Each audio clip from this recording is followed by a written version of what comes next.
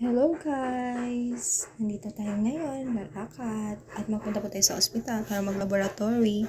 Yan, nasa tricycle po ako, mag-isa lang ako kasi yung asawa ko may lakad, kaya mag-isa lang po ang person.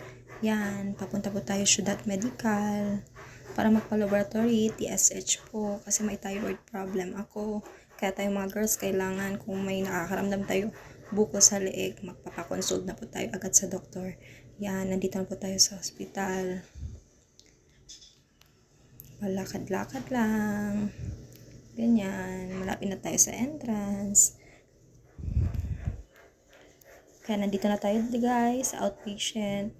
Mag-wait lang tayo para magbayad para sa laboratory. At ito na po. Ang cost po ng laboratory ko is 1,030. Yan, waiting na lang po. Natawagin yung number ko para maka-laboratory na po tayo. Yan, ang linis ng ospital. Yan, tamang hintay lang ng person. Chill lang.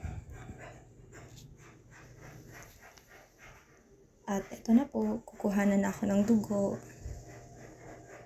Actually, takot talaga ako sa karayom. Kaso no choice. Kailangan natin gawin.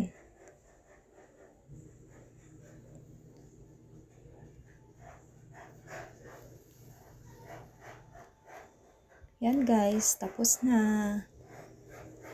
Thank you for watching.